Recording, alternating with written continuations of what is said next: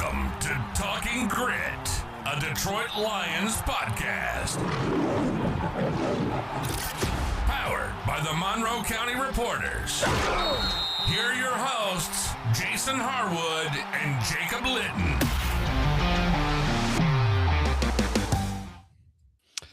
Welcome to Talking Grit, coming to you live, 5:30 in the afternoon.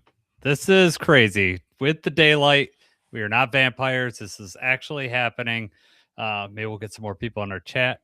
Today, we are going to talk about the draft, of course. Going to talk about some offense first. Next week, we got a special guest coming on. We're going to really focus on defense, do a couple mock drafts next week. But today, we're going to focus on the offense because there's some other stuff that we want to talk about. The Ragnow stuff, the Decker stuff. We signed a new safety. We'll get to all that. And I'm going to be with, I don't know if you guys know this or not, but Jacob is in a current lawsuit with Caleb Williams. I know you guys have heard of the Iceman stuff, but Jacob really thinks that he owns the Iceman because of all his freezing cold takes. So he's locked in this lawsuit. So if he's distracted, just forgive him because he's getting calls with his lawyers and stuff. But no, seriously though, Jacob, you're in a new space, man. Congratulations. Why don't you tell everybody why you got a new space there and what can we expect? First off, how long did it take for you to come up with the Iceman joke and direct it at me? Oh man, I had that and I was waiting for it, but when I saw that, I said I want to use the Iceman joke. I'm just glad that it worked. Swing and miss. No, I'm in a different, still same house, but I'm in my own office area, formerly known as the walk-in closet. It's a spacious area. I've got kind of halfway down. I've got a little bit of a setup back here. Gonna be working remote like Jason, so maybe I'll have some more time to prepare and try to keep putting out good content for you guys because Jason's just been kind of slacking all the time in the world, and he's still just coming up with these lame Iceman jokes. Yeah, I know. That's what I spent my whole time. I spent all day in my remote job coming up with that joke. You were so proud of it too. I was. So no, it's cool, man. You got that. It was neat seeing you had that space. I like it. It's got the Bad Boys. We can see the Bad Boys hat over there in the corner. It's pretty sweet, man. Yeah, right. I'm digging it. I also want to tell you that our listeners now is that we might have some special things now that Jacob's gone remote. We might be able to do a morning show now too. So I think we're still going to keep the weekly evening show going because that's just how we do things, but we'll be able to quicker to react things. So maybe during draft week, maybe we'll be able to do, quick reaction show in the morning. Kind of got to see what Jacob's schedule is going to be like, how that job's going to line up for him. But it is exciting because I think there's going to be more opportunities for us to do stuff together and to collaborate. And before we go too far, Ash is saying hi in the chat. So what's up, Ash? Yeah. I thought of him right away with the 5:30 thing. I was like, oh man, Ash could get on and it won't be 3 a.m. over there. That's right. I know. He's always listened to us on Spotify the next day just because, unless he's on with us, just because of how, screwed up that's, time difference is. But all right, man, let's get into this Lions talk. We're going to start with draft talk. And what we're going to do is go position by position. I think a lot of us expect this draft to be defensive focused or the interesting picks be on the defensive side outside of the first round with offensive tackle or second round, depending on how that flips. The skill positions are going to be interesting. Do we have a need there? Maybe not an immediate need, but there could be a long-term need on that. So we're going to question each other on do you think we're going to draft this position? When do you think it's going to be there? And I don't know about Jacob, but I have a couple thoughts on each position of players I do or don't want, and we'll go from there. So we're going to start with QB, probably not a very interesting position as far as the Lions are concerned, unless they drafted one real early. Then it becomes super interesting, but I just don't see that happening. So do you think we even draft a quarterback this year, Jacob? I do not think that we draft a quarterback this year. I think the most likely route is that we, find some guys that we like to go, undrafted free agent practice squad route. Yep. Do you think And we draft a quarterback? no, and I Yeah. don't think that we do. And I think you're right. It's going to be. I wouldn't be surprised to see an undrafted quarterback. Now, say there's someone that we like that's undrafted. I could see them doing seventh round just to like not, say it's someone they really like and they don't want to risk the undrafted free agent. I could see a seventh rounder being used on one just so that they have to come to camp with us. But I don't really see that being an option for the Lions. Do you think they would have a quarterback that they love that they would really want to like take a pick in the 7th round though? I mean, who is like a can't miss guy in round 7 Oh, where we would feel like, some sort of way if we missed out on getting him in camp yeah, at I don't see quarterback any. anyway. You're right. I don't see anybody. But I could tell you who I do not want them to take. That's all I have is one. Do not take Carson Beck. I don't want. I don't think we would draft him. I just can't stand the kid. So that's my own personal belief. Just he always would blow it in every game that I watched him, and I just didn't like his demeanor. I didn't like anything about Carson Beck. But is there anybody Maybe that you? maybe if he's there in round 6, 7, or if he goes undrafted, maybe that's somebody, high potential that you bring in and see. But overall, I'm not a fan of Carson Beck either. As it is right now, the only player that I found that we had any sort of like meeting with is Cole Payton out of North Dakota State. And that's a guy he's a dual threat quarterback that is drawing comparisons to Taysom Hill, Yeah. which would be very weird for us to use a draft pick on somebody like that. Yeah. But is somebody, hey, if we're meeting with them, maybe we like the upside. Maybe that's somebody we get in here as an undrafted free agent and see what we can do with them. I just I don't see quarterback being addressed in the draft. Yeah. You meet someone like that, especially if they're big like Taysom Hill, are you thinking that, position switch? Are you thinking of, something Tight like end, that? right? And then, if you have someone of the unique skills of Taysom Hill, I mean, he wasn't ever like a quarterback threat where you're going to like hand the offense to him. But was he tricky enough that he could use them on some trick plays? I mean, most of the time you would see him is a QB sneak. And I don't even know if it was a sneak because you kind of knew it Everybody was knows it's coming, but right? he was so big it was really effective. So um that's yeah, that's I think quarterbacks pretty much I unless we draft someone early, there's no big notes on me. I do want to give a shout out to Tim Loomis is on there. Love your show, guys. Born in Michigander, but transplanted to Illinois. He's trying to neutralize those Bears fans. Well, if they build that stadium in Indiana, then they won't be you won't even you'll have to move to Indiana to neutralize them. All right, man. Let's move to running back. I really think that this is an interesting position for the Lions. You might not think there's a need there, and there might not be so much this year, but I think going in the future there is. So if we're drafting ahead, there's a couple interesting prospects I have here. So I'm going to say that they're going to draft a running back this year. I'd be pretty surprised if they don't. How about you, Jacob? I think if I'm betting like yes or no with running back, this was the hardest one for me to like think about, but I also said no that we don't draft a running back. But I do have somebody I have my eye on too. And it does make sense to draft a running back in like rounds 4 through 7. Pacheco is only on a 1-year deal, right? So we need to find somebody with a higher upside than him possibly too that could potentially play right away or play in the future.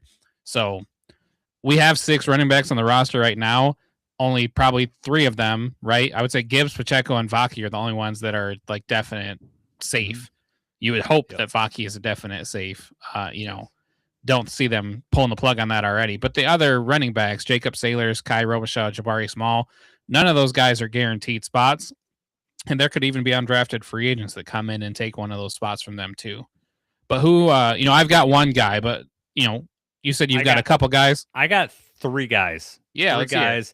My first guy is Nick Singleton out of Penn State. That's my guy. So is that your guy? Okay. Agreed there. All right. So the thing that I like about him is that he shows patience in the backfield, which reminds me of David Montgomery. I like that. Got good size, can't catch the ball out of the backfield. I mean, I know we got Jameer, but it's nice when you have this guy, another guy. It was nice that David Montgomery could catch out of the backfield. I just look at him as a good replacement, a 1-to-1 replacement on that. he doesn't have like top end speed where he's going to be running away from guys, but he's got enough speed to hit the hole in an effective manner. So what did you like about Nick? So just from the jump, like if we're talking about like growing into the position, he can return kicks. So I think he's a better version of Jacob Sailors. He can return the kicks. He's more explosive.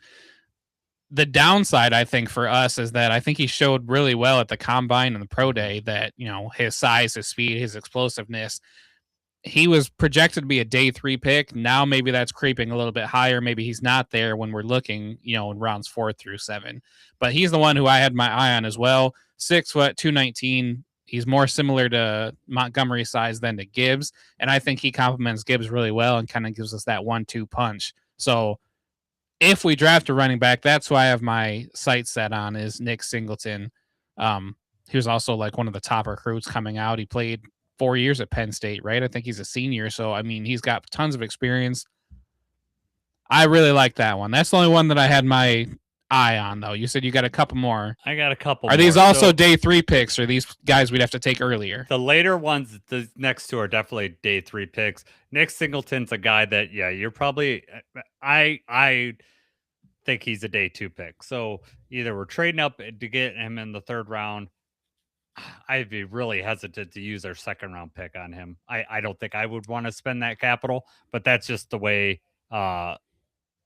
He's one of those guys, like the metrics are all there. Like, you know, if you're looking at his measurements, if you're looking how he's tested, it's all there. But if you look how the last couple of seasons have went for him at Penn State, you know, where he's had like all the opportunities to run, he doesn't really break off that many. For him being as fast and explosive as he is, he doesn't break off as many runs as you'd think that he would.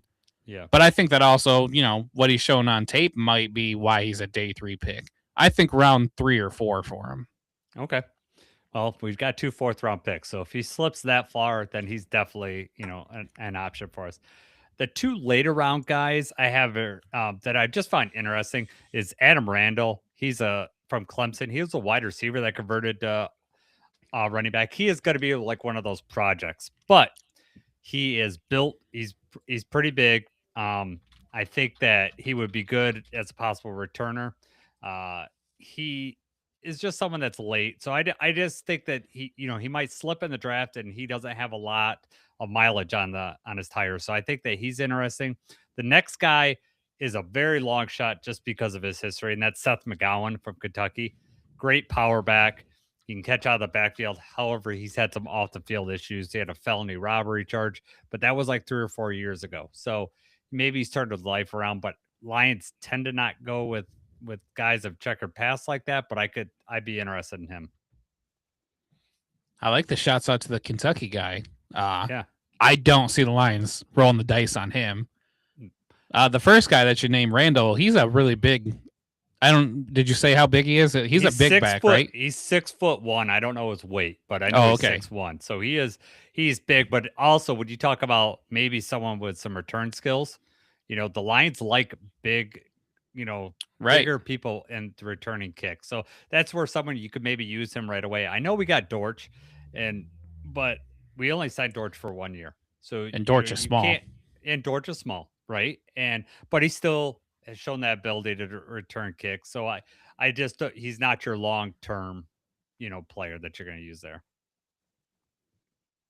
All right, Jacob. Let's move on to wide receiver. Don't see an immediate need for wide receiver. So do you think that we even go with a wide receiver this year? I definitely think you're going to get some undrafted free agents, but do you think we draft one? I also said no for receiver. So, yeah. I mean, quarterback, running back, wide receiver, if I'm betting on these, I still said no for all 3.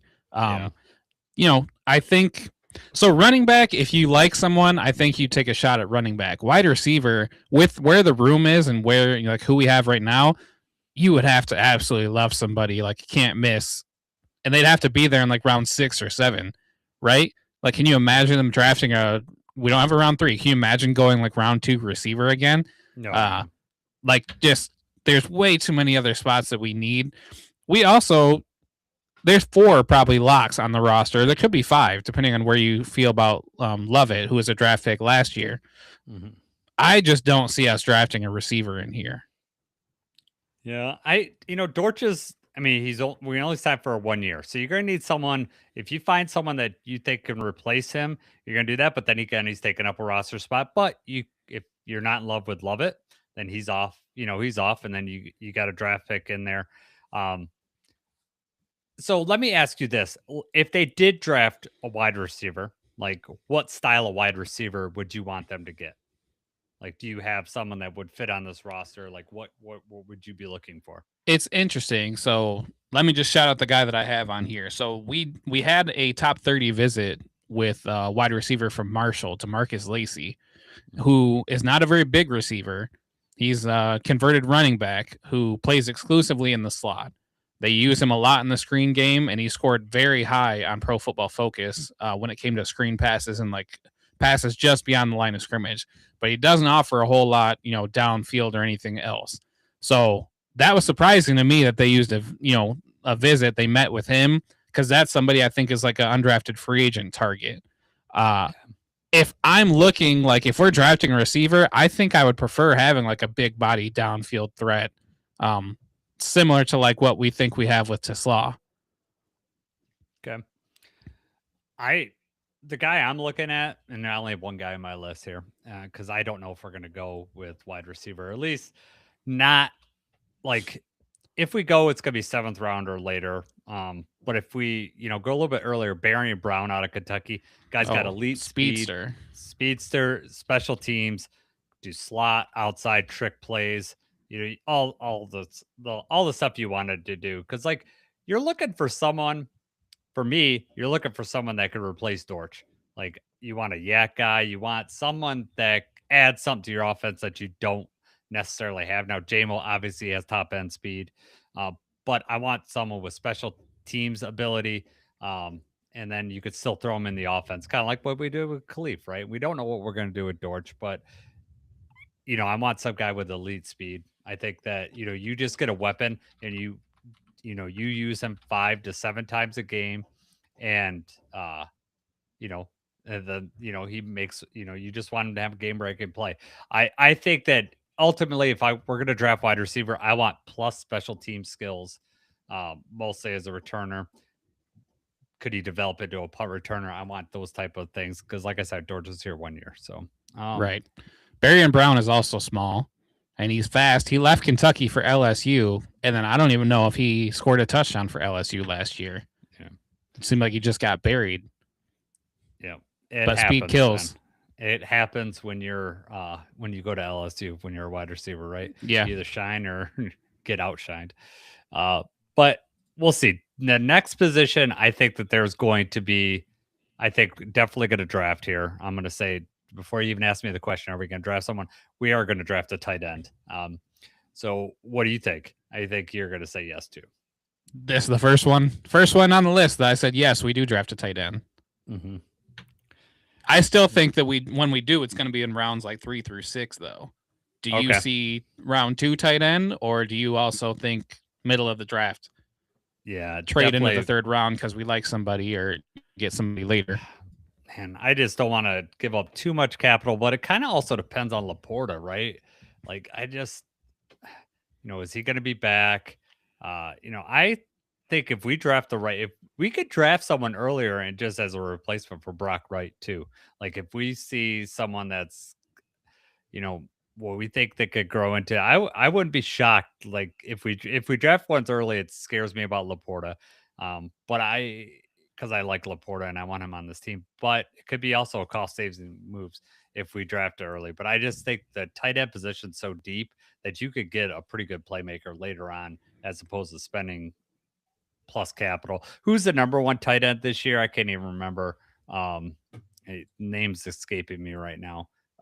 I don't even have that in front of me because all my guys are later picks. Yeah, there was one that someone said the Lions were very interested in, but if we went tight end 1st round, oh my God, that I'd Kenyon Sadiq from Oregon. Yes. Eli Stowers, Vanderbilt, Max Clare from Ohio State. Those are the top 3. Yeah. I think there's one top tight end, and then the rest are gonna, probably slip to late 1st, get in 2nd.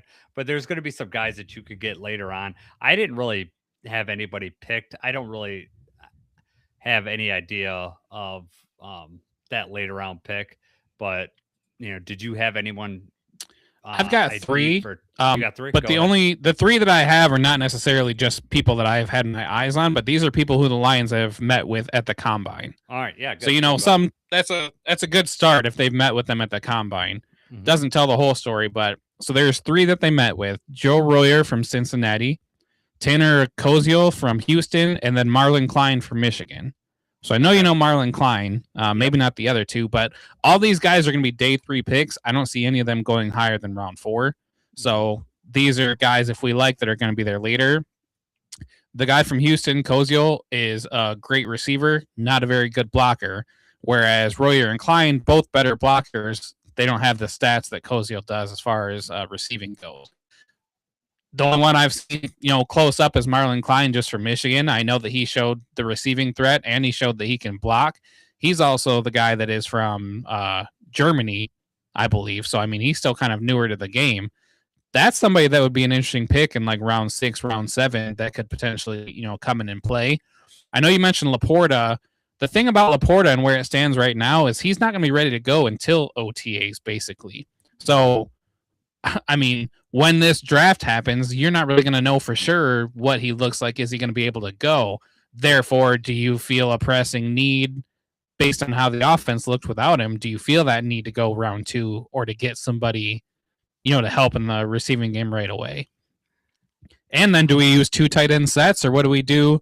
It's got to be somebody that can block too. It's got to be somebody that's effective in the running game. So if that's your only thing is that you're a good receiver, it's not going to work here. No, it's not. You're not going to. No, you're not going to, especially in this draft, knowing that you have Laporta here. I don't see a receiver, a prime. That's their primary talent. You're going to have to be able to block. I don't know. Like I think in the 4th round and after is when you could start seeing a tight end. I really do. I would make me a little sick to my stomach if we go waste capital 3rd round, 2nd round. I know we don't have a 3rd round pick, but I'd trade up and use capital on that pick unless someone really falls, but I just don't see that happening. Right. The other interesting thing is, the whole Brock Wright, we could cut him, depending on what happens in this draft, that's a cost saving moves that could have. If you get a good blocker, someone that you think that could come right in and take that spot, you could cut Brock Wright and, save, I think, like 3 to 4 million off the cap, which maybe, it may be worth to them, I would say that's likely if we get somebody in here, right? Mm-hmm. Yeah, I don't know. I am worried about our tight end room overall, to be honest with you. If Laporta can't go, I mean, I like the addition of Tyler Conklin because I think he gives you like some of what Laporta can give you. You can receive. Brock Wright's obviously not going to give you any of that. He's there. I mean, he's good. There's a reason why like once or twice a season Brock Wright has those surprise touchdowns or surprise long catches because the defense forgets about him because we don't utilize him that much. Yeah. And I think part of it was like when Sam went down last year, if you remember, Brock Wright went down almost like the week after, which really hurt our running game just because, that really compounded the thing with Sam being out. Now, Sam hurt us on 3rd down, especially, our 3rd down receiving. But for the run game, it was really compounded with both Sam and Brock out there. So, I mean, that's why you said if we can get another blocking tight end, I think that I'd be happy with that with some receiving skills. I would like to be able to have the ability to have some receiving skills, but if that's their primary use, then not about that. That's the problem with the replacements that we had last year, which I mean is expected when you pull tight ends like late in the season that are off the street, is that most of them are not going to have those receiving skills, and you hope that they can pick up and block and just be an extra blocker out there. And they did okay, but we really suffered not having Laporta out there. Well, also like our the depth in our offensive line was lacking. So it's not like you could pull like your swing tackle out there and just them become a blocking tight end. We were really lacking. Now if we go out and draft someone and then we got Borum in there for swing tackle, then that's I'm all about that. I mean, we could do some damage that way. Definitely. All right, let's switch right over to the offensive line. We have quite the room right now. Like I think we've upgraded our depth.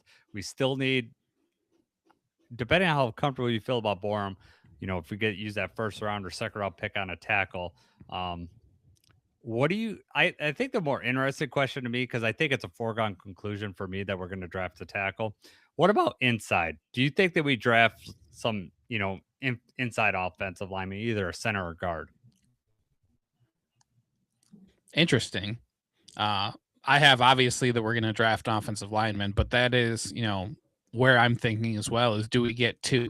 Do we get an outside and an inside guy? Because I think a tackle is definitely happening. Do we draft an inside guy that we like round 4, 5, 6?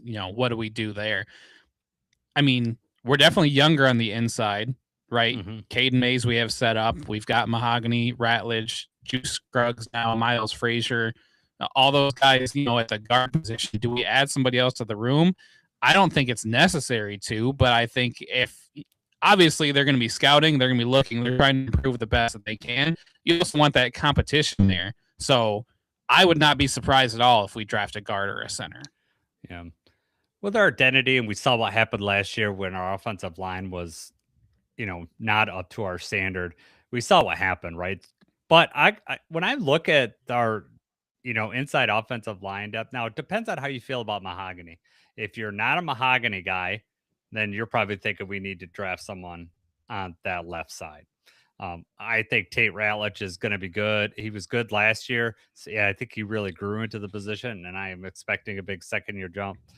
Okay, Mays, I personally think is going to be an upgrade at center, so I'm okay with that. Now, is he top of the line? No, but I think he's going to be definitely better than Graham. But you got guys like Miles Frazier. What's he going to give you? We don't really know yet, but I know Jacob last year you were really excited about him. So I think you might be frozen. You there? I'm still here. Okay, good. So sorry, thought you were frozen. And then Juice Shrugs. We don't know what we got. That's just my face when you talk. I'm just trying to stay awake. He's just like, oh my god, yeah. I had to mute you so the snoring wouldn't come through. Juice Scruggs. Now they got him more lined up. They like to. I've heard Dan say that they liked what he brought at center, which Michael Neese.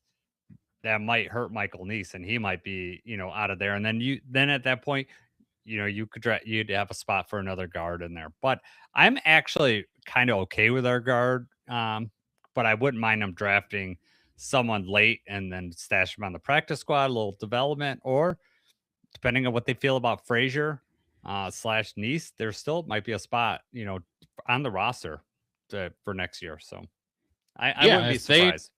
Right. If they find somebody that they like and they're there later in the draft, I'm not going to be surprised at all if they take them.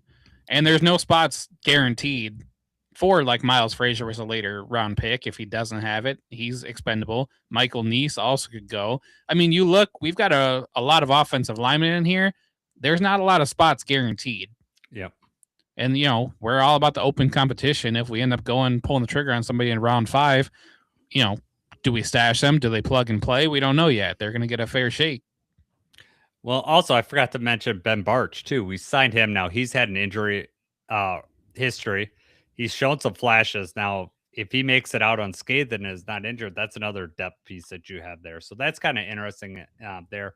Now, the other option is that, we draft someone that's a tackle, but also could kick inside at guard if they're not ready to start right away. So say you don't get them in the first round, you get our tackle in the second round, you're going to start Borum, but you got a guy that, eventually is going to be tackle, but he might kick in at guard and why he's developing. I had 2 players for the offensive line that I had tagged we talked first round last time, so I didn't go look at any of the first round guys in there. That our podcast last week still stands. If you haven't seen that, go back and listen to that if you who I'd like in the first round. But Jennings Dunker is a guy that is from Iowa, second round possible. He's a guy that's second round. He is a right tackle, but he could kick inside to guard if if you're not gonna, if we decide to go to a different position in the first round, he's probably not gonna come in right away and start at right tackle. Maybe. I think Borum is going to start the year there, but then you might be able to kick him inside. He's just got a Lions attitude.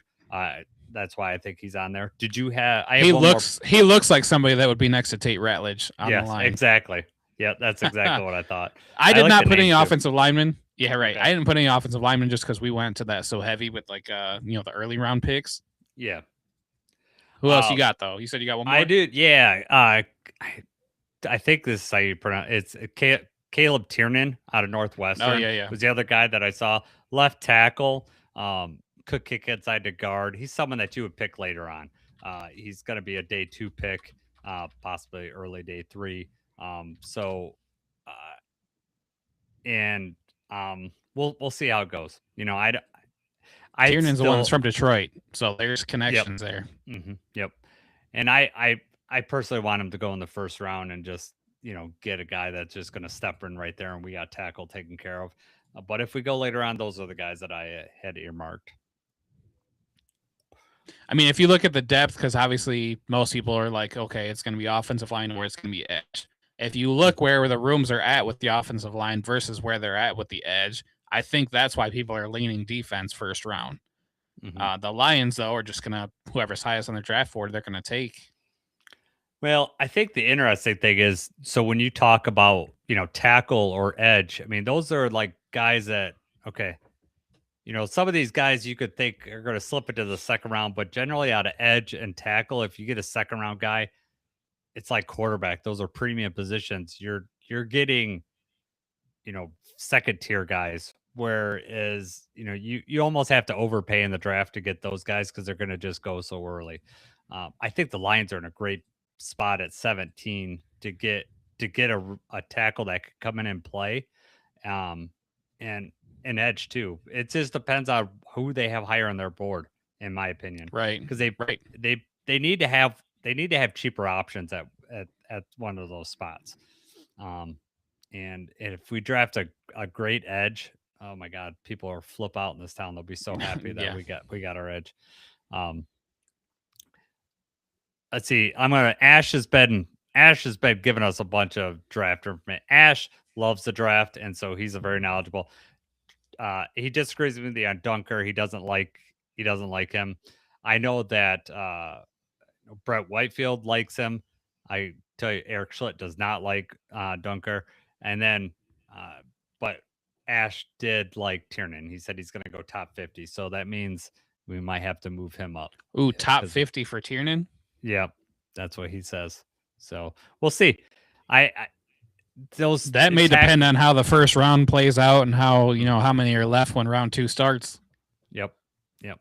But offensive line, especially tackle depth, is just not that great in the league. So those guys will get picked probably ahead of an overall rating on the board, just because of it's a premium position. Right.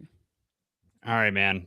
So that's our offensive. I think next week we're going to really go into depth in the defense. I have a lot more thoughts on defensive players, and also we're going to have Peter from the Draft Hub. He's going to be on, going to run a couple mocks for us, and we'll have tons of questions. So we're not done here. We're going to move on to some other topics, but hit us up with the draft stuff. 8:30 live next week. So we'll be doing at least 2 mocks. That's at least my plan right now. And so hit us up with that. All right, Jacob, anything else on the draft before we move on? Nope, let's go. All right, quickly, we're going to talk about, he signed a new safety, Chuck Clark. Last year he played for Pittsburgh. He was on the Jets before that, in Baltimore previously. He's had 80 career starts, so he's got tons of experience. I like this signing. What about you, Jacob? Yeah, absolutely. Longtime Baltimore Raven, ton of starts underneath his belt, a lot of starting experience, veteran presence. I mean, I really like the pickup too. Somebody that adds a lot to the safety room and can help hold it down until Branch gets back. So I'm absolutely cool with it. Yeah, I'm down with it too. He's a very good run defender. Which is going to be a positive, because that when Branch went down, our run defense really took a step back. And so I like that. Now there are some issues with coverage with him. But this is a depth piece. We're going to get him in there now. He might be pressing to starting duty early on, depending on the Branch and Kirby situation. But I like that. He's got experience back there. He's not going to be playing frightened. He's going to come in. He's tough in the run game. So I'm okay with the signing. I was happy to see it. I was happy to get some depth. Nothing has been released on his contract, but I'm assuming this is a vet minimum type deal. Probably. I mean, he did have some starting experience last year, but not a whole lot. I can't imagine us. I mean, based on how the offseason is going, we're not breaking the bank for anybody. So I can't imagine it being a very big deal. Exactly. All right. The story that just won't stop providing new information. Taylor Decker, Justin Rogers went out and interviewed him. The story got released. Taylor Decker had some, things that he's unhappy about. So I assume you read the article or, most of it, Jacob. Do you have any thoughts on, what Taylor said or how that's portrayed with the Lions? I mean, honestly, it's kind of just come to light what everybody's kind of thought happened anyway, where, they didn't have too many conversations before he decided that he was kind of come back, or, he just was not under the impression that when he came back, he wouldn't be welcome with open arms at his current rate. He didn't realize that him coming back was going to be contingent on the pay cut. Exactly kind of how we thought it played out. I don't like that he said that there was not a whole lot of contact between them, and that he mentioned that now that it's said and done and over with, he hasn't heard from the team at all. Yeah. That part kind of rubs me the wrong way. Especially to hear that Ben Johnson, reached out to him, but Lions, nobody in the Lions did. I still feel like he's probably extremely salty about the way that it played out. He's not happy about it. The fact that he did this interview and had, Justin Rogers come to his house and had this release like that, just another bad look for the Lions. Yeah, I think this is more of a bad look for Taylor than it is the Lions, to be honest with you. So it's really interesting when you read the article. He basically made it sound like he's saying that he let it know that he wasn't going to come back for less money. But then he also says at some point that money wasn't discussed by the Lions. So my feeling is that he let them know hey, I'm not coming back for less money. And the Lions go, okay. But I don't think probably the Lions said, no, we're not going to ask you to take a pay cut. And then later on said, hey, we need to take you a pay cut. I think they just took that information and said, okay, that's that's what it is. What it is. He's not going to take a pay cut. And then they did their offseason planning. And then all of a sudden they're like, we're not going to be able to afford Taylor.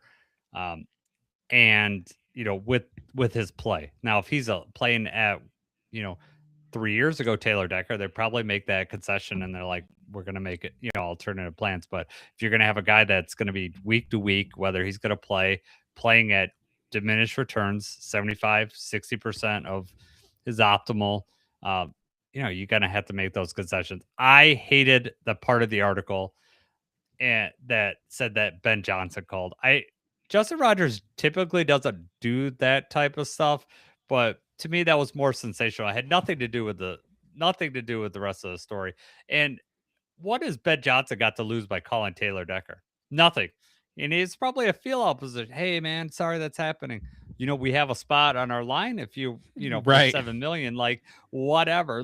That's the Lions can't just do that. Taylor Decker asked for his release, which the Lions granted. And now you want them to call you and say, "Hey, how you doing?" No, you asked for your release, man. It's and this story come out 2 weeks after the release. What? No time has gone by. It's not 3 years that went by and you're no one's ever called me. It's 2 weeks. They're going through free agent. They got all this draft process. There's been no dead time. They're not sitting around thinking, "Oh my God, what if Taylor's mad at us?" No, you asked for your release. You could have said, you could have did whatever, but you didn't. You asked to be released. You haven't been signed by anybody else. Wondering if he could even pass a physical at this point. We've seen Max has failed his physical. Could Taylor even, maybe that's why he's not signing right now. It blows my mind, and I think that I saw some stuff. People are like, oh, let's make Lions look bad. If anything, I think it's the other way. I think it just shows that Taylor's salty. He's never been broken up with before by an NFL team. He doesn't know how that situation goes. But the Lions aren't going to spend time talking to you when they have other things that are going on. They just aren't. They just don't have time right now.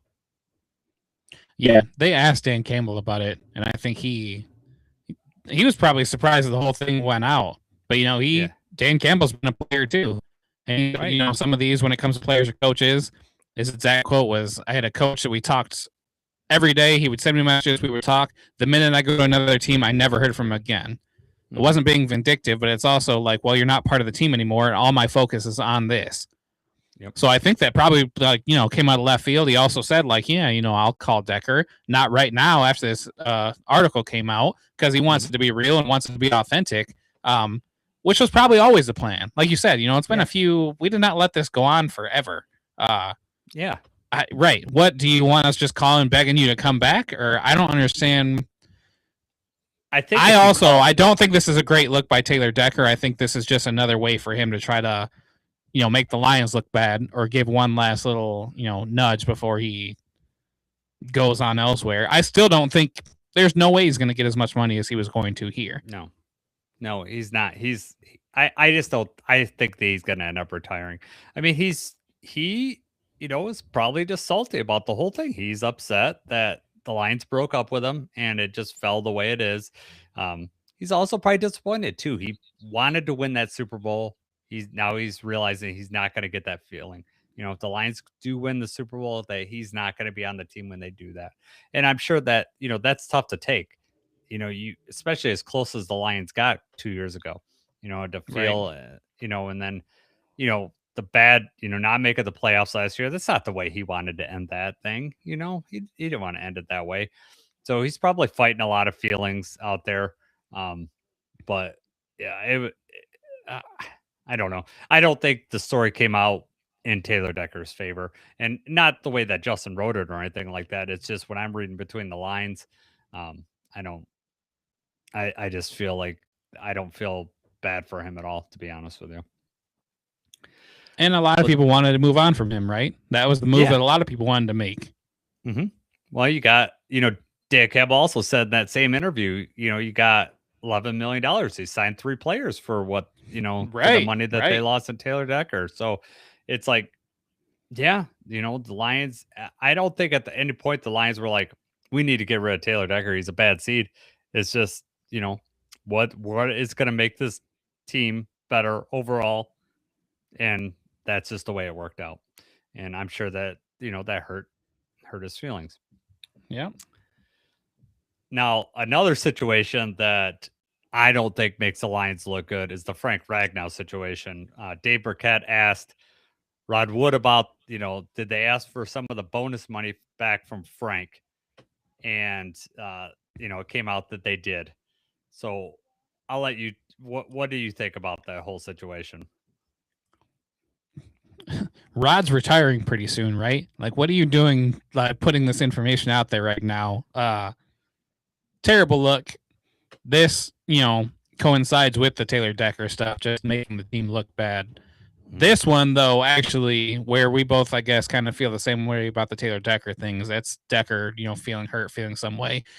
This was not Frank Ragnow that came out with this. This was Rod Wood offering up this information and then bringing up, well, we held Barry Sanders and Calvin Johnson the same standard. It's like, yes, Rod, we know. We all remember the scrutiny that we took and, alienating Calvin Johnson for how many years. It's just a terrible look. And I know they didn't put specific numbers on it, but the fact that it happened at all, his quote, Rod Wood said, the reality is they're not paying back their money. They're returning our money because they were paid in advance for services that they hadn't completed. Is that right? Yes, technically, right? I guess, I suppose. But how much could you really get back that is affecting our numbers? How many, pennies are you talking about? Is it $1 million? It was a $6 million bonus. You're not getting all of that back. You're not getting half of that back. And it just doesn't matter. The fact that you're asking for anything back at all when Frank did what Frank did.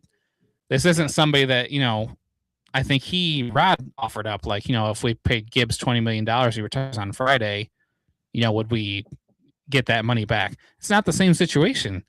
Yeah. I mean, this guy put his body on the line for how long? And then he even offered to, like, he tried to come back last year.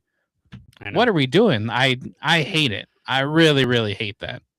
Yeah, it just seems petty and stupid to me. Like, why ask for like any of that back? And the fact that you're going back, well, and saying, well, we asked Barry and Kelvin to do it, does it mean you can't learn from your past mistakes? Like, well, obviously that worked out terribly for us for a long time. Uh, you know, the Calvin thing just dragged out forever. And I get it. Okay, we are scratching for any pennies on the cap, right? It's obvious, right? We are not signing anyone for we signed one player this year for more than a 1 year deal. Everybody else has been at vet minimum or very close. So yeah, could we use that money in our cap? Yeah, we could, but is it worth the bad PR? Is it worth a player wondering, okay, if I got to retire earlier, the Lions are going to ask for my money back. Most teams are not going to do not do this, especially to an all-pro player. It's the Dahlman thing that's happening in Chicago is interesting. He's retiring early. I think they're going to ask for that money back, but he was with the team for 1 year and then decided to retire at 27. Um, I mean, he hasn't really said why he's retiring, but it's not like he was on injured reserve and, there's some sort of injury risk. Maybe there's a concussion history. I don't know, but it's a totally different situation than this Frank Ragnow situation. And it's also a lot more money, a lot more bonus money. Whereas you're, talking, I think like it's up to 3 million that we can recoup. And Rod even said that we're not asking for all the money back. So, you're basically asking for a vet minimum contract at most to get back. Is that worth all this bad PR? In my opinion, no, it's not. No, it's not. I agree. And then, they asked him about it again. He was like, oh, if I paid attention to the optics of how things sound or whatever, we wouldn't get much done and blah, blah, blah. Yeah. It's just a bad look. More information that did not need to come out right now either. Yeah, and like you said, Frank didn't say anything about it. He probably was just going to be like, and who knows? I don't know if it bothers him or not. I'm sure it does to some extent, but it's not bothering him enough that he was going to, display that. Dave Burkett asked him the question. Rod answered it. Whether he was prepared to answer it, I'm going to beg the question that he wasn't. Just the way he answered it and just how he tried to cover it up. Um, it just along with him being all pro, like you said, I think he talked about like all the injuries that he tried to play through, a fractured throat, he tore his pec and he, played like 2 weeks later. That this guy was a beast at toe that's inoperable. I mean, he gave everything for you and played at a super high level. I just don't think this is the way you want to treat those type of players. I mean, he said he was ready to come back when he had a torn quad. Yeah, I know. He was like, give me a helmet. Let's go. Yeah, it's just a bad look. Kind of mentioned a little bit earlier. There's Dan Campbell gave, like a 30-minute interview at the team meetings down in Arizona. If you haven't listened to that, I do encourage you to listen to it because I think that there's a lot of tidbits that you could get from that. That I think that's good. That sometimes it's just the way he's talking and his body language that I think you can get more out of it than just reading an article about what he actually said. So I do recommend listening to that. Was there anything in there, or what was the most like when you think about that interview, Jacob? Was there anything that jumped out to you that either surprised you or you like to hear? I know you have it highlighted about the joint practice thing. That was interesting because that's been kind of a staple, is that we do the joint practice during the preseason. And now it sounds like we're not going to do the joint practice anymore, but maybe we do get to see some of our starters in the preseason, which is something that we talked about, and that was heavily debated, as to why they weren't playing in the preseason when most teams do that. So I think that was the first noteworthy thing anyway. What were your thoughts on the joint practice? I know you like the joint practice thing. I love going to the joint practices. I loved it. I'm going to be disappointed that when we go this year that it won't be to a joint practice. However, I get why he's saying these. He never said it was an injury thing. Like if you listen to that, he just said he's Right. not getting as much done with it. My feeling especially after listening to Rod Wood, was that I do think that there's something to that. I do think that the injury stuff played into that decision. But I also feel like Dan made the point, like we get an extra practice, and I'm wondering, like early on, maybe it was that, hey, we need to, we need to up the competition in this space. But last year we had the Texans come in and Dolphins, and the Dolphins practice was, I mean, we just blew them out of the water. It wasn't even like close. Like, what did we possibly get out of that? The Texas thing was closer, but you know, I just I think that we could teach better situationally, and there's less injury risk if we control it a little bit more. So I'm okay. I'm okay with no joint practices. I think there's less to get out of them now than there was in the years past when people were fighting for starting jobs.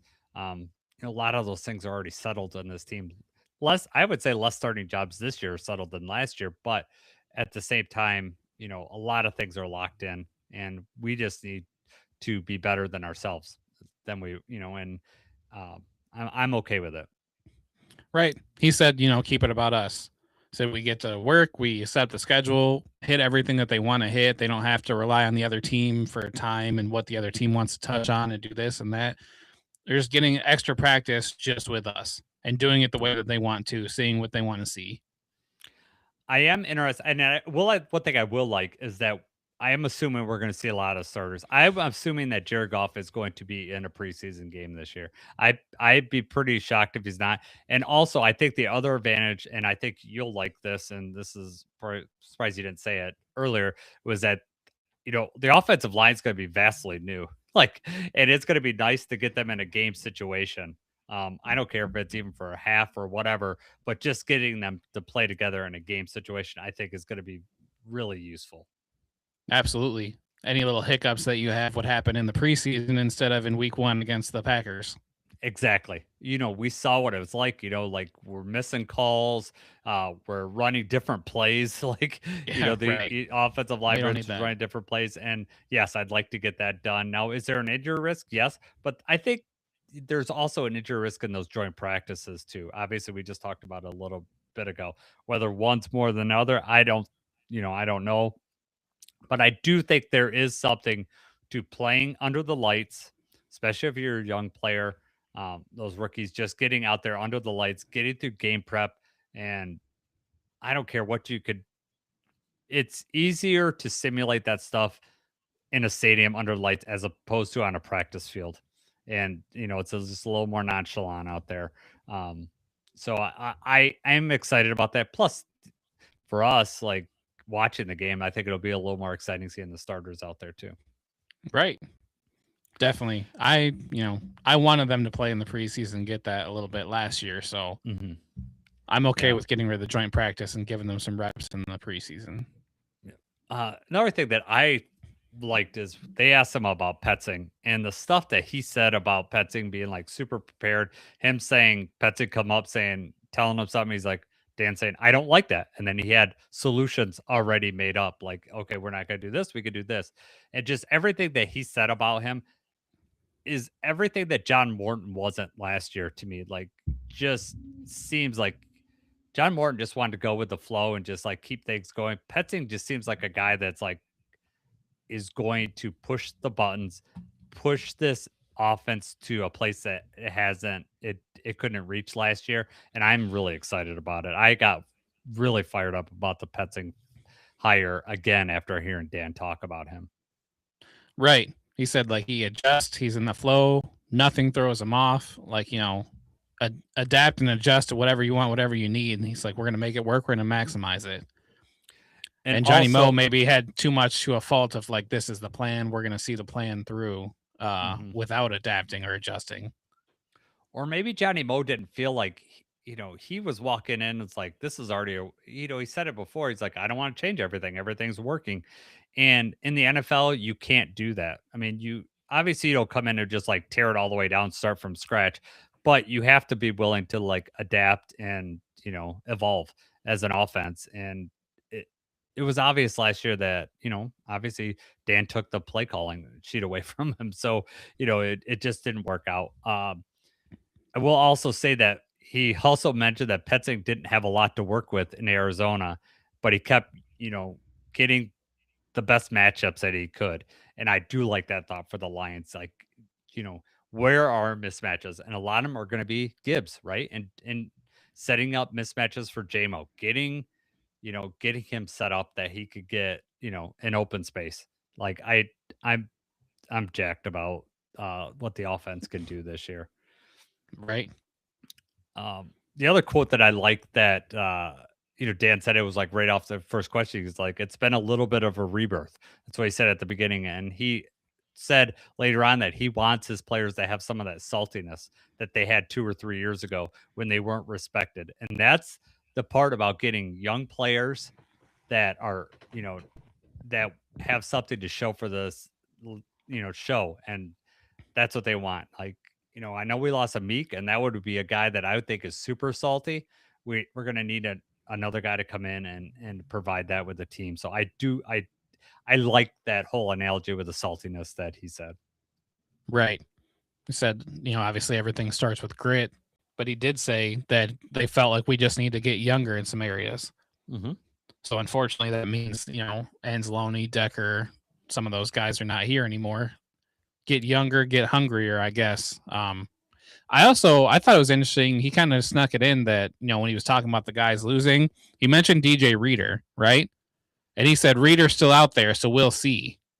So that makes it sound like maybe that's not completely off the table, that, if Reader is willing to come back at a discounted rate, they'd probably welcome him back. I think that they do want him back, but I think it's going to be two things. It's going to be probably not as many snaps. He might not be the starter anymore.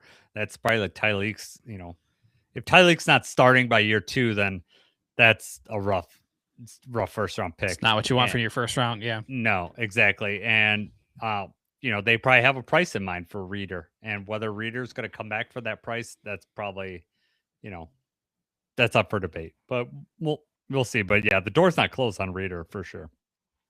Also, when they mentioned Wanham, when they're talking about the defensive reset, and he mentioned Wanham, it's like, do we draft somebody? Are we more of this 4 down? Do we become 5 down? Do we become more nickel dependent? He said, we have flexibility, and, him, Shep, they've sat down, they're ready to adapt. They're going to get, the best players they can get, and that's what we're going to roll with. But they have the flexibility of doing different things and not just doing base. Yep. Yeah, they have. He said with Shep, he's got like 3 different options depending on how the rest of free agency goes and the draft goes. So it's like they're already preparing for this, and whether they draft an edge high. He also said that Wanham could spell Aiden, which I thought was interesting because I think Wanham would be on the opposite of Aiden most of the time, but it was interesting that he slipped that in there. And I think they have plans for Levi on the outside. I mean, they did ask him about Levi, and he said as long as Levi's healthy, he's going to be out there. That's the big question is his health. Right. They did ask him about TA. There wasn't really much there. I thought, he kind of just said, what is what I know. He did talk about Rock in that situation. But the other thing is him wanting to move Panay to left tackle. Like he said that's what he wants to do.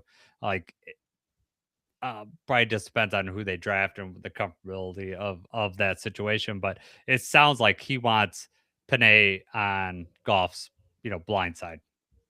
And he said the comfortability of knowing who's back there is going to make Goff. And he said if pressure is going to come, at least you're going to be able to see it if it's on the right tackle. So I thought that was interesting. Definitely. He downplayed the whole blindside thing a little bit, but I mean, he was acknowledging that he would like to have Panay on the left. Mm-hmm. He said it's a little bit like riding a bike. He gets his stance down just for a little bit, and then he's good to go. Which I think we all feel that way. Like Panay does such a good job on the right side. If you move him to the left, I imagine he's going to do just as good. Be a little bit of an adjustment period in training camp, but overall, it's not going to be something that you have to worry about him having some sort of drastic fall off by moving. Yeah. No, Panay is a dog. He's gonna make it work either way. It does put a little bit of microscope on just the team in general, just because everyone's gonna be really watching him. And if he does give up pressure, it's gonna be like, oh, we moved him, we Right. screwed him all up. We had an all-pro right tackle, now we put him at left. And I think even Tristan Wirfs struggled a little bit when they switched him over from right tackle to left tackle, but now he's back up to his all-pro level. And I think that I'm not really worried about that. And Panay has played left tackle, like even Dan brought it up in the thing. When Taylor Decker was hurt, Panay's already played left tackle in the NFL. So and he played obviously in Oregon. So it's not like it's switching to a brand new position. He's been over there. It's, he said what Dan say, it's kind of like riding a bike for him. Right. My whole reasoning for wanting to not have to move him to the left is that that's just an extra person that you have to, I'm all about the sync of the offensive line, everyone being together. If we are moving, like let's say Juice Scruggs is going to become a starter, you're going to say Ratledge, Mays. If Scruggs starts over Mahogany, you move Panay to one side, and then you have a rookie starting on the other side. It's just going to take some time to adapt for them to really mesh like as a unit. That was why I think it would be easier if you have somebody that you could play on the left. I just don't see anybody that we would draft that's going to be able to come right in on the left. And obviously, especially with Goff not being as mobile, you need him to be comfortable in the pocket. You need somebody really good on the left side. Yes. And Panay, I think, is a very big upgrade over what Decker did last year. And if you get a rookie 100%. Right tackle in there, I mean, this might be what's best for the offensive line. And Ash says that maybe if Panay's over there, we could start running to the left side too, because our big runs were to the right side. Now we could start running back to the left because Panay would be back over there. Right. I am so looking forward to next year having a better offensive line. It's going to make Gibbs look even better. If Gibbs gets to the second level, he had trouble getting to the second level just because the holes weren't there. If we could start getting him to the second level, it's over because his speed's going to take off. So I'm really hoping this comes to fruition and we get a solid tackle. And then our offensive line outside of Penasul becomes extremely cheap, which is good for re-signing everybody else. Absolutely. All right. I don't really have anything else in that Dan Campbell interview unless you do. Nope. I thought it was funny that he said for the Germany trip, he was trying to get them to do a cruise ship back. He's hilarious. Like, we could game plan. He's like, the hot tub, the pools, like they have all that. We can do that. And then they brought it to his attention. It would take like 8 days. Well, can you imagine how much food they would need for the offensive linemen alone on that cruise ship? Oh my God. Right. Whew. Oh man, I've been on a cruise ship. You could eat a lot, but man, those guys can eat way more than I can. All right, before we take off here, Jacob, I don't know if you saw this or not. This was on NFL Network. They had a trade proposal for the Lions. The Lions would trade Sam Laporta and the 17th overall pick and a 6th rounder. And what we would get in return is the 7th overall pick. So we move up 10 spots in the first round. We get another 3rd rounder and we get tight end Ben Sinnott. Would you even entertain that trading Laporta like that and just to move up 10 spots? We're losing Laporta and moving up 10 spots and getting a 3rd rounder. No, I don't like the thought of not having Laporta on this team. Yeah, Laporta's that strong for you that I wouldn't move him up for these 10 spots and the 3rd rounder. I wouldn't do it either. Is there any? If you got a flat 1st rounder for Laporta, say it's in the 20s at the back end, you're not giving up anything. You're just getting a 1st rounder for Laporta. Would you do it? I don't think another team would. You would do it. Yeah, I probably would too. I think you'd have to with the injury and everything and the draft happening right now. I mean, if you're getting an extra 1st round pick out of it, I still like Laporta and you'd have to hit on that pick. Now, and you'd be in the pressure to draft a tight end.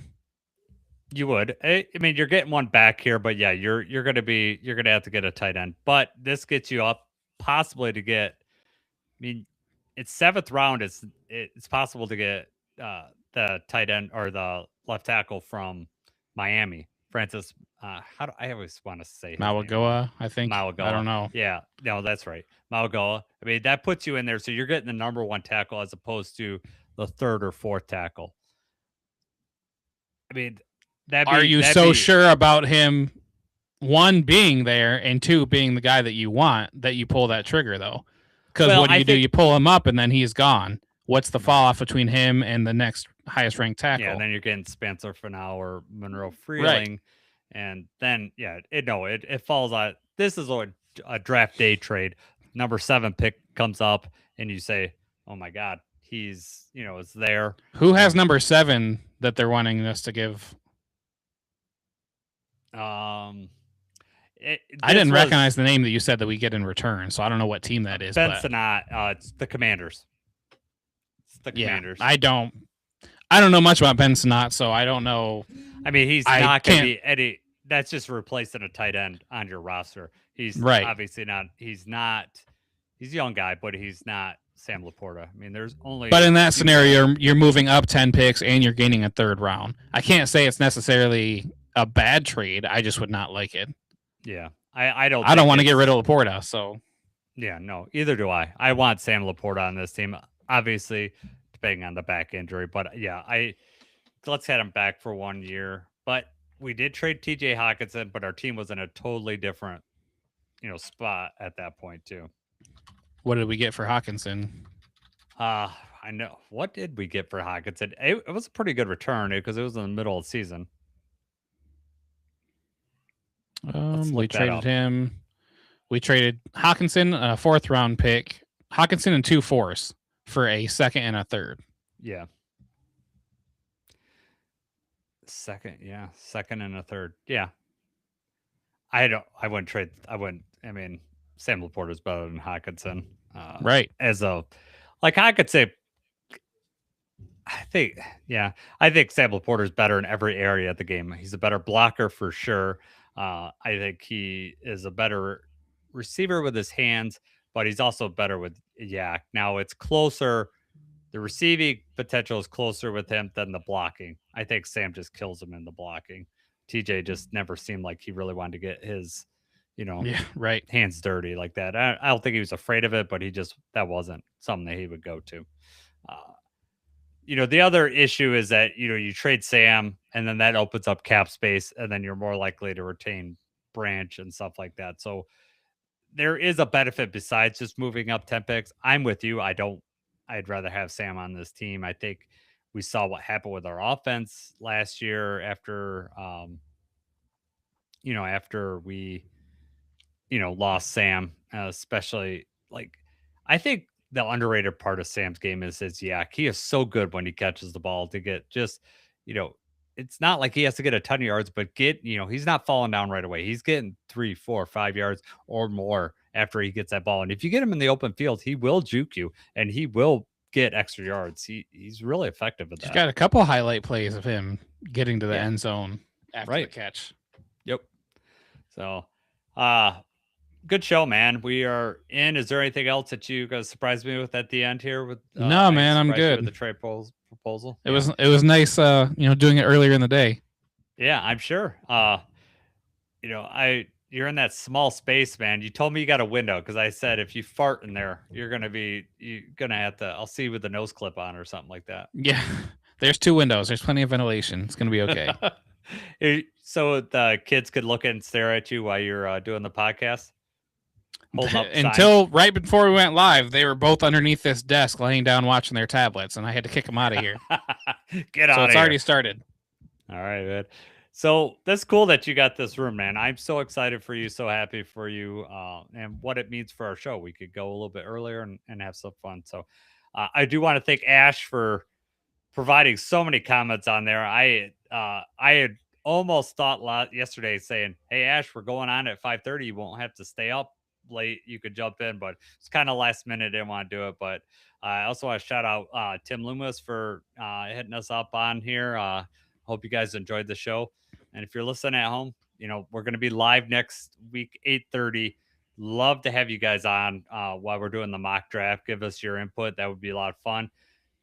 Not next week, but the week after. Right now, where Petzel and Eric Schlitt's going to be on. That's going to be the 15th at 8:30. I would highly recommend you guys watch that show. I would highly recommend you watch that live. We will try to get your questions in. Can't, depending on how many people show up, I can't promise that all questions will be asked. But when you talk about draft experts, there's few people, as far as the Lions specifically, that I would pick over Eric and his just knowledge of all the draft picks. So I would highly recommend you, if you can't catch us live, watch that, listen to that. We got him on a week before the draft, which is going to be great. So, anything else, Jacob? No, can't wait, man. 3 weeks to the draft. Yeah, we're getting there, man. All right, man. He's Jacob. I'm Jason. Let's go.